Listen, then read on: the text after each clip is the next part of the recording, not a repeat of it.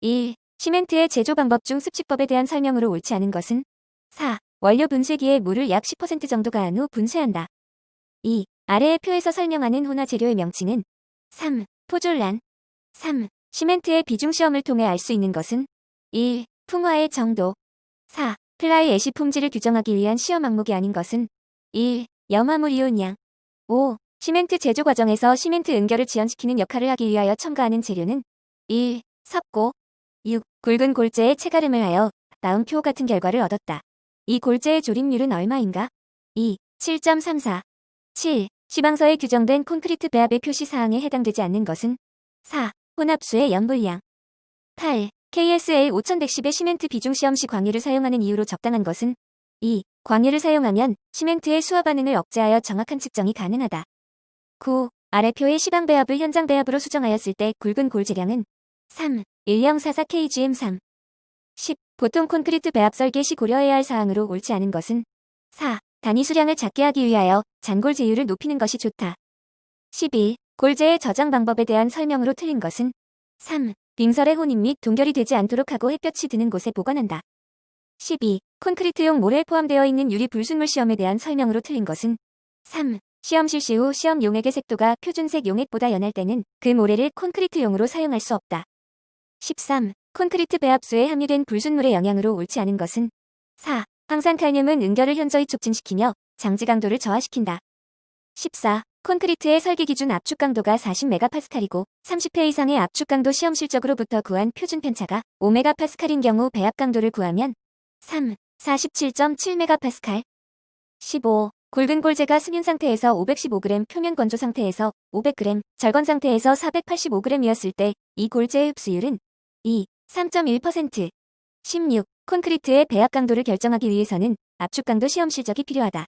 시험 횟수가 규정 횟수 이하인 경우 표준 편차의 보정 계수를 사용하는데 다음 중 그 값이 틀린 것은 2. 시험 횟수 25의 1.04. 17. 골재의 체가름 시험 방법에 대한 설명으로 틀린 것은 3. 체가름 계량 결과는 시료 전 질량에 대한 백분율로 소수점 이하 둘째 자리까지 계산하여 소수점 이하 첫째 자리까지 나타낸다. 18. 일반 콘크리트의 배합에 관한 설명으로 틀린 것은 4. 제빙화학제가 사용되는 콘크리트의 물결합 제비는 55% 이하로 해야 한다. 19. 콘크리트용 화학 혼화제의 품질 시험 항목으로 옳지 않은 것은 4. 힘 강도의 비 20. 분말도가 큰 시멘트를 사용할 경우에 대한 설명으로 틀린 것은 3. 건조 수축이 적다. 21. 콘크리트의 체적 변화에 대한 설명으로 틀린 것은 4. 인공경량 골재 콘크리트의 건조 수축은 일반적으로 보통 콘크리트의 건조 수축보다 매우 크다. 22. 다음 중 잔골재의 품질 관리 항목에 속하지 않는 것은 3. 잔골 제일 23. KSF 2730에 규정되어 있는 콘크리트 압축 강도 추정을 위한 반발 경도 시험에서 반발 경도에 영향을 미치는 요인에 대한 설명으로 옳은 것은 1. 0도씨 이하의 온도에서 콘크리트는 정상보다 높은 반발 경도를 나타낸다. 이러한 경우는 콘크리트 내부가 완전히 융해된 후에 시험해야 한다. 24. KSF 4009에 규정되어 있는 레디 믹스트 콘크리트에 대한 설명으로 잘못된 것은 1. 골재 저장 설비는 콘크리트 최대 출하량의 일주일분 이상에 상당하는 골재량을 저장할 수 있는 크기로 한다. 25. 콘크리트의 크리프에 대한 설명으로 틀린 것은 3. 물 시멘트 비가 작을수록 크리프는 크다. 26. 굳지 않은 콘크리트의 염화물 분석 방법이 아닌 것은 4. 분극 저항법 27. 메스 콘크리트의 온도 균열 방지 대책으로 틀린 것은 1. 혼화 재료는 가급적 피하는 것이 좋다. 28. 콘크리트의 강도를 평가하기 위한 비파괴 시험으로 적당하지 않은 것은 4. 엑스레이 회절 분석법 29. 콘크리트의 중성화에 대한 설명으로 틀린 것은 1. 수화 반응에서 생성되는 수산화칼슘이 대기와 접촉하여 탄산칼슘으로 변화한 부분의 pH가 7에서 7.5 정도로 낮아지는 현상을 중성화라고 한다. 30. 일반 콘크리트의 비비기에 대한 설명으로 틀린 것은 2. 강제혼합식 믹서 중 바닥의 배출구를 완전히 폐쇄시킬 수 없는 경우에는 물을 다른 재료보다 일찍 주입하여야 한다. 31. 콘크리트 받아들이기 품질 검사의 항목에 대한 판정 기준을 설명한 것으로 틀린 것은 1. 공기량의 허용 오차는 플러스 마이너스 0.5%이다. 32. 압축 강도 시험 결과가 아래 표와 같을 때 변동 계수를 구하면 2. 7%. 33. 1일 콘크리트 사용량이 약 200m3인 경우 필요한 믹서의 용량은 2. 1.05m3. 34. 다음 중 계량가 관리도에 포함되지 않는 것은 4. 피 관리도 35. KSF 2456에 규정되어 있는 급속 동결 융해에 대한 콘크리트의 저항 시험 방법에 대한 설명으로 틀린 것은 2. 동결 융해 1사이클의 소요 시간은 4시간 이상 6시간 이하로 하고 시험 방법에서 융해 시간을 총 시간의 30%보다 적게 사용해서는 안 된다. 36. 품질관리 수법의 도구 7가지에 해당하지 않는 것은 4. 해기 분석도. 37. 프록터 관입 저항 시험으로 콘크리트의 응결 시간을 측정할 때 초결 시간 및 종결 시간은 관입 저항 값이 각각 몇 메가파스칼일 때인가? 4. 3.5 메가파스칼, 28.0 메가파스칼.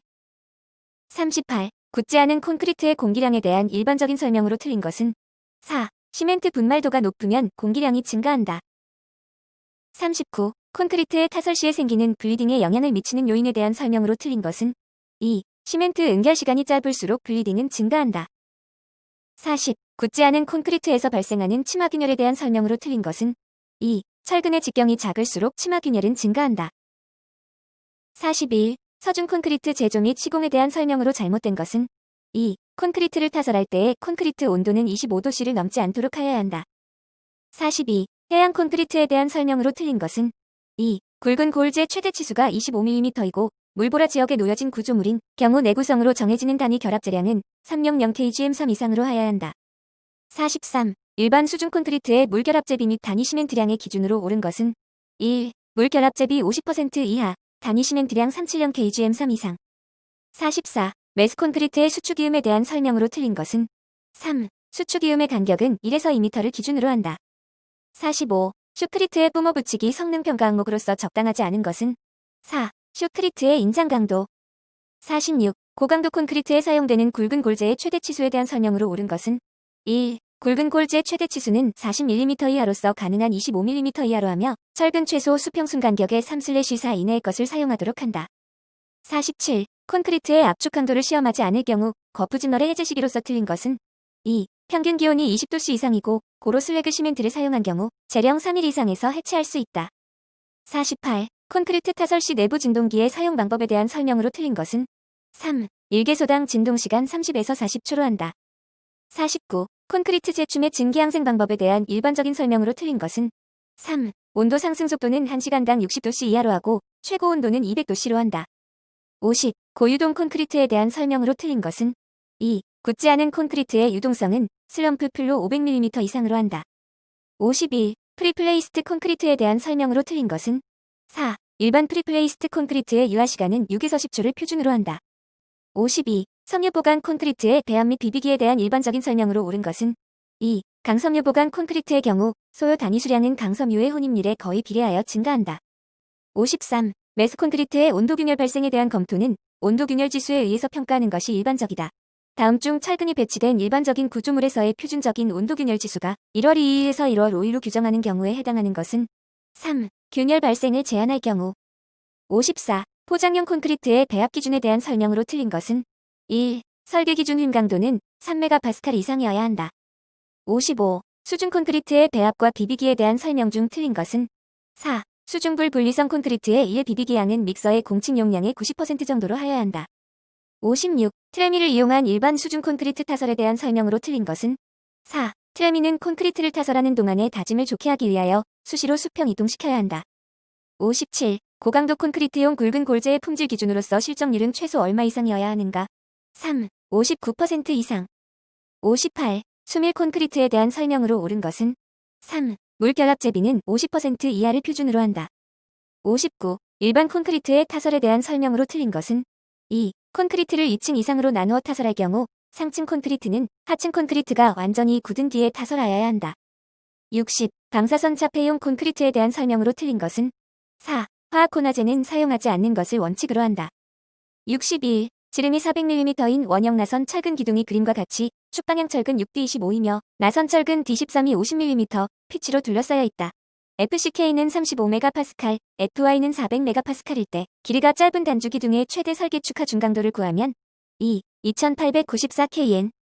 62. 프리스트레스트 콘크리트에서 프리스트레스의 손실에 대한 설명 중 틀린 것은 4. 릴렉세이션은 즉시 손실이다. 63. 초음 파속도법에 대한 설명 중 가장 적절치 않은 것은 4. 음속만으로 콘크리트 압축 강도를 정확하게 알 수 있다. 64. 철근 콘크리트의 열화 요인은 크게 물리적 요인과 화학적 요인으로 나눌 수 있다.